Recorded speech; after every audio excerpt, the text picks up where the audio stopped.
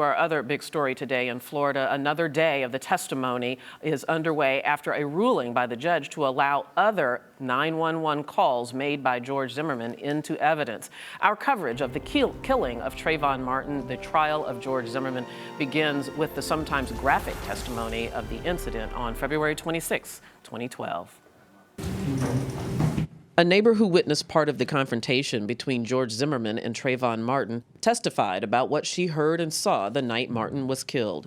It sounded like no or I saw what looked as figures and arms flailing. The defense tried to discredit the witness by revealing she supported a Facebook page that demands justice for Trayvon Martin. Earlier in the day, prosecutors showed jurors crime scene photos from the night Zimmerman killed the 17-year-old. Trayvon Martin's mother listened as one of the first officers on the scene described how he tried to revive her son. Were you able to get a pulse? No, sir, I was not. All right. What did you do next? I breathed for Mr. Martin, or I tried to, sir. Martin had been out buying snacks and was headed home where he was staying with his father when Zimmerman spotted him. Prosecutors are trying to convince jurors the neighborhood watchman went too far when he decided to follow the teenager. Zimmerman phoned authorities that night. Are you following him? Yeah. Okay, we don't need you to do that. It was not the first time the 28-year-old contacted police. He made 50 non-emergency calls over 8 years. Some of those calls are at the center of a legal fight inside the courtroom. Prosecutors want the jury to hear several calls in which Zimmerman tells dispatchers about black males in his neighborhood he considers suspicious. Hey, Mr. Zimmerman, can you describe the two individuals?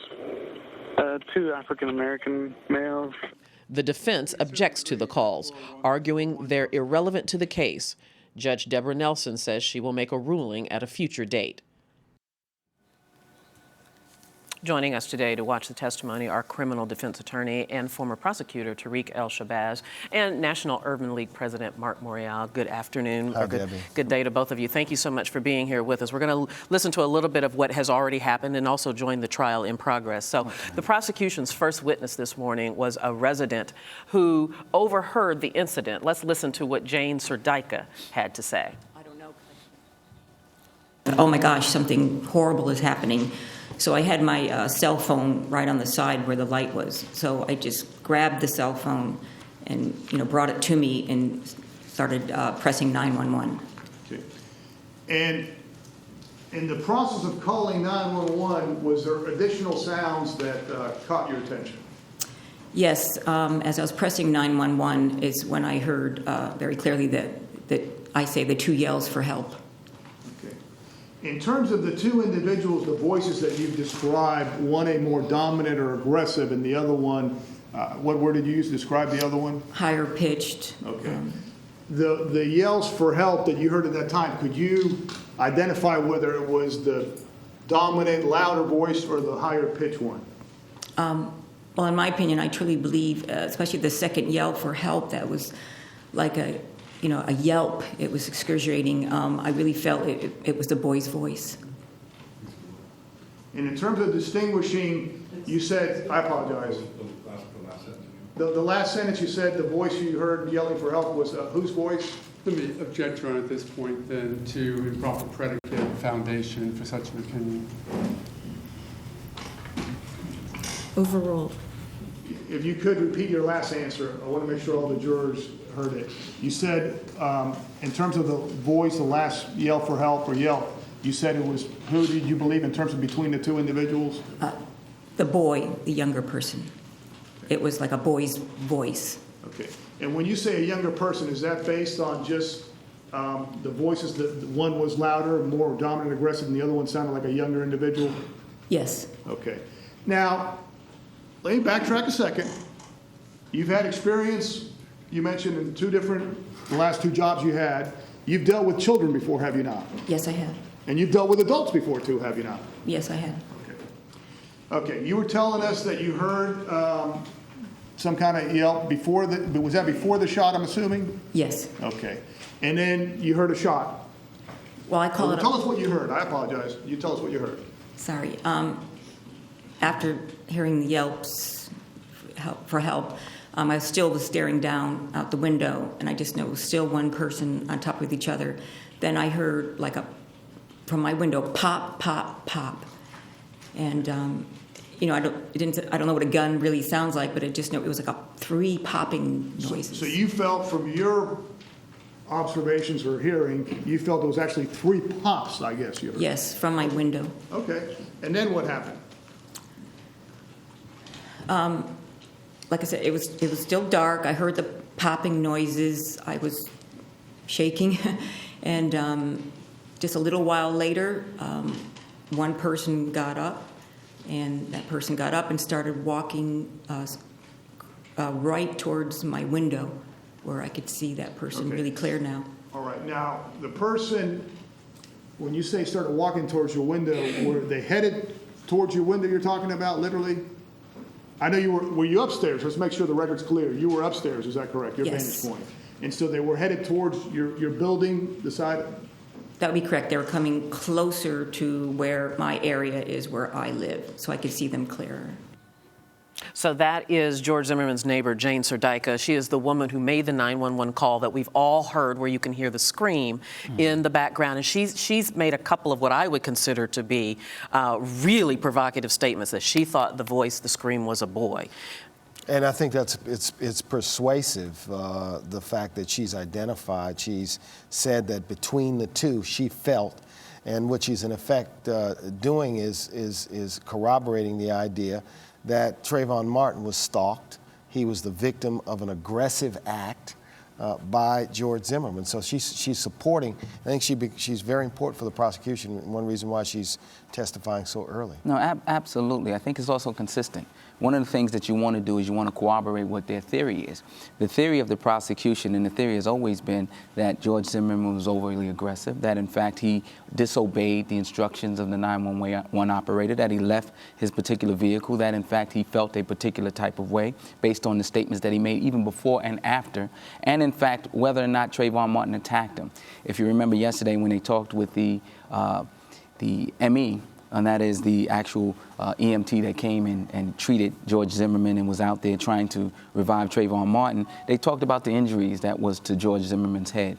This particular piece of evidence is important to knock down what the defense is going to attempt to do, and that is that Trayvon was attacking this particular man, especially the nature of the injuries, where the injuries were located, in addition to these screams being attributed to Trayvon. There's plenty more to say about this. I want to come back to this. We have a bit of breaking news. Of course, we've been waiting all week on Supreme Court rulings, and one has come down. So at this point, we want to go to our correspondent in Washington, D.C., who's been monitoring this for us, Colin Campbell. The decision on the same-sex marriage, Proposition 8, has come down. Colin, what have you learned?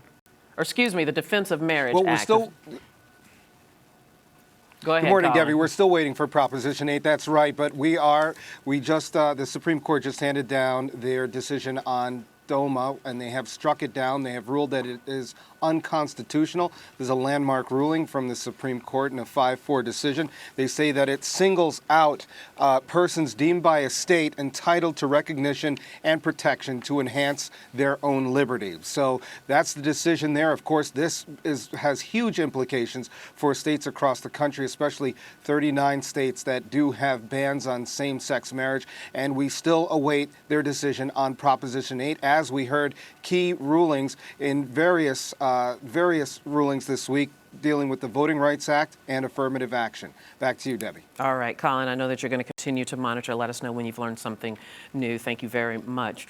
So, Tariq, what does this mean now? They've declared that the Defense of Marriage Act, which declared that a marriage is between one man and one woman, is unconstitutional. How does that create a sea change? Well, it creates a sea change because what they looked at was really not the gender. What they looked at was those individuals that are actually available or that need to get particular activities. For example, somebody's insurance, in fact, the whole case was centering around someone leaving someone a will or leaving someone some property, and the taxes that would be to that property if the individual was a spouse or the individual was just a friend, not a relative, not protected by marriage. What they're indicating by this ruling is that actually violates the constitutional right of an individual. And that individual, if they choose to have that same type of union, they fall under that same type of tax protection. And that tax protection would not require her to pay that additional taxes because they were looked upon as marriage. And I think that if we look upon each individual as being treated like human beings, human rights? Are they in fact entitled to the rights that someone wants to leave them? And you shouldn't have an issue with that. If someone wants to leave property to another individual, no matter what they want to call themselves, they should be allowed to do that. The question is, can you tax them the same? The Supreme Court says no. If that institution is called marriage, if that relationship is called marriage, then you can't tax them the same. You have to tax them as if they were married, as opposed to an individual that's just left some property. I think it's a decision for human rights in terms of property. Well, I think what's interesting is that it's a 5-4 decision. And in this case, you see the court striking down, if you will, an act of Congress, the Defense of Marriage Act, using the Fifth Amendment of the Constitution and the Due Process Clause, with Justice Kennedy serving as a swing vote 5-4. Compare and contrast that yesterday's Voting Rights Act decision, also 5-4, Justice Kennedy siding with those who believe that the Voting Rights Act Section 4 was unconstitutional. So it's interesting that Kennedy is sort of this pivotal figure in these very significant and important cases. But Kennedy, I think if you look at some of his where he was 10 years ago in challenges to the sodomy statutes of a number of states, many people predicted that the Defense of Marriage Act would be struck down by a 5-4 vote. This was somewhat the prediction of most observers of the court. You know, the strange thing about this, if we really look at it, is it's twofold.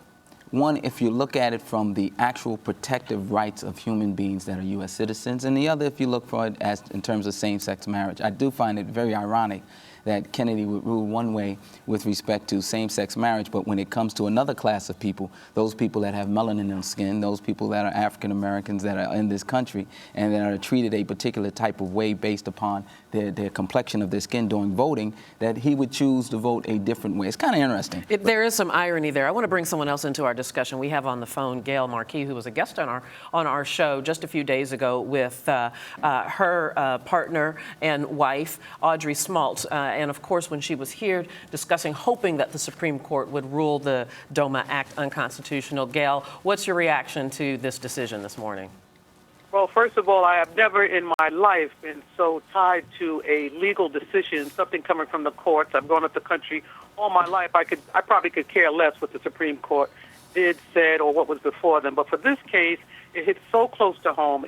I found it for me so personal that my issue of my marriage, my love to my wife and partner, Audrey Smaltz, was being taken before the Supreme Court.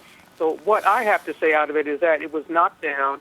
It shows that the federal government recognizes our love, our union, and also an important piece that I saw, that the states can no longer continue to use the traditional definition of marriage. Things are changing, and for a better sense. We're not locked in to something from the 1920s or some coming over on the Mayflower type of thing. The traditional definition of marriage has to be reviewed, has to be looked at now, and also we're all going to be protected. It recognizes protection for everyone and to enhance their own liberty. So I'm very, very pleased and relieved, not only for me, but for so many other people, married, unmarried, in our country. You know, I think the decision, I'm just looking at the decision, really leaves the definition of marriage in the hands of the states. Absolutely does. What this said is that the federal government could not deny the rights under federal benefits to a couple that was lawfully married, let's say in the state of New York, as a same-sex couple, or in the state of Vermont, or in the state of Maryland, or in the District of Columbia, those states that have recognized same-sex marriage. So what this does, and it looks like in the next case, it appears as though they're going to decide not to decide the Proposition 8 case. So this means that this is going to go back to the states, but for those couples that have been married in these states, it means that the Congress cannot deny them federal benefits because Congress disagreed that the state should make these determinations. And So it also bears noting that Edith Windsor, who brought this case, will get a big tax refund. Because this is about she should. having to pay estate tax for the inheritance that she got from her partner. So she'll get that $363,000 refund that she had to pay in the taxes that other married couples would not have to pay. Let's take a break right here. Gail, I want to thank you for joining us on the phone. We really do appreciate it. Congratulations to you. I'm glad this is a good day for you. The trial of George Zimmerman, of course, is still ongoing, the killing of Trayvon Martin. Jane Serdyka, the neighbor of George Zimmerman, is still on the stand. The defense is cross-examining her. So let's listen into what's happening right now in Sanford, Florida. In your mind with the shots? No.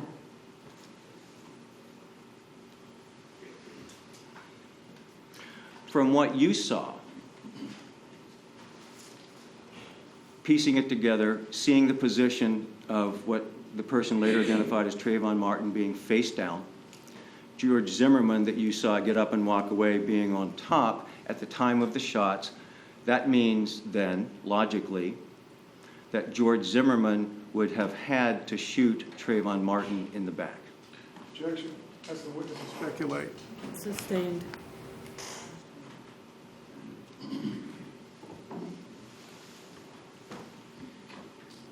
Did you ever wonder about that? Same objection.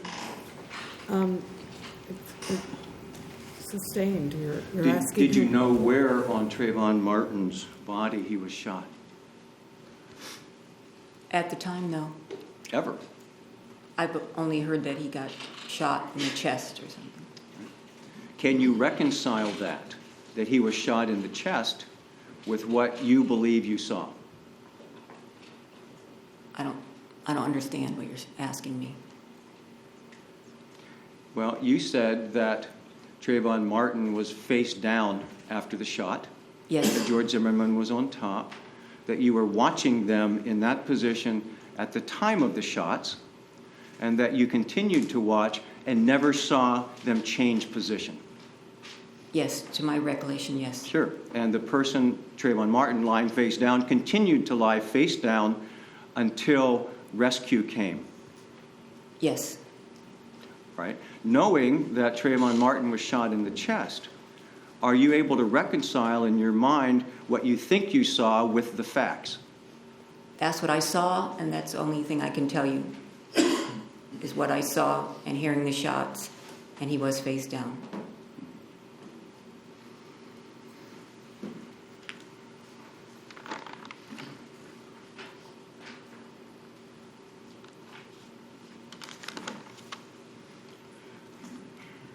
Mr. Dyke, you obviously were traumatized by this, and you made certain assumptions, correct? Assumptions, I just said exactly what I saw to the best of my ability and heard. Well, one of the assumptions, for example, that you made was that the voice or voices that you heard 5 or 10 minutes before were the same people that you later heard arguing. True. I thought they were the same people because the time was close and it was the same location. But you don't have any more information other than that circumstance. No, I do not. You also assumed that the confrontational voice, the one that was aggressive, was George Zimmerman's. Yes, because he was a man. But you don't have any independent evidence of that, correct? Correct. You therefore then assumed that the other voice, the one that was softer, less dominant, was Trayvon Martin. Yes.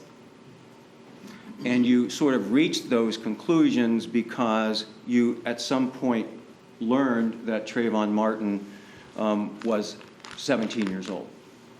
No, when I heard the voices, I definitely thought it was a man's loud, aggressive voice, and the other voice just sounded like a higher pitched, lighter voice. Someone could have been a smaller man, but it sounded more like a boy to me. Or it could have been a man who has a higher voice. Sounded more like a boy to me. Of course, but it could have been a man with a higher voice. I don't know. Just like the more aggressive, dominant voice could have been a 17-year-old with a strong voice or a more mature voice. Correct? I guess so. Well, you've been around kids in school, Yes. right? You know that by the time 17 rolls around, that there's a wide range of maturity, physical maturity. I guess so. Well, do you question that? No, everyone's different, has a different voice. Well, you know that voices change through puberty, correct? Correct. A boy's voice that might be fairly high when he's in his early teens can get pretty deep pretty quick when he becomes an adolescent. I guess so. I don't have children, so I don't know. I'm talking about your experience at school. Okay. You've been around a lot of teenagers, haven't you? Yes. And haven't you been around some teenagers that talk not just like grown men, but have real deep, resonant voices? I guess so. You don't know that for sure? I haven't been teaching for a couple years, so yeah. Well, think about back then, when you were teenagers every day. Aren't there 17-year-olds that have deep, mature voices? I guess so. But your opinions and conclusions about who did what in this case was based upon your assumption that the confrontational voice was the older person's voice.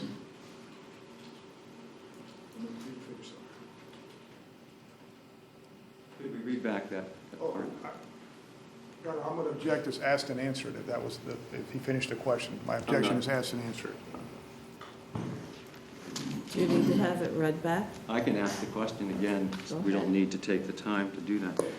So in assigning who was doing what in this case, you assumed that because one voice We have been watching sounded the trial of George Zimmerman live as it is happening in Sanford, Florida. At this time, the defense is cross-examining the witness, one of the neighbors of George Zimmerman, Jane Serdica, who made the 911 call that we've all heard where you hear screaming in the background. She is already, and I'm joining with me here in the studio, is Tariq El-Shabazz, as well as Marc Morial. We've been listening to this, and she's a powerful witness so far. She's strong because she's holding her ground. She's standing her ground.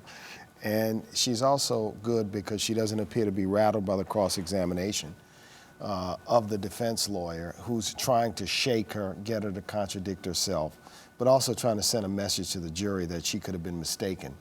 But he's also, and we were just talking about this, and you may want to comment, when you cross-examine, you're also opening the door even wider for testimony to come out that might be damaging to your side. Absolutely. So there are certain choices that you have to make when you decide to cross-examine a witness. This is not a witness that you want to go aggressively at. She's a neutral witness. She's not related to Trayvon Martin. She has no horse in this race, so to speak.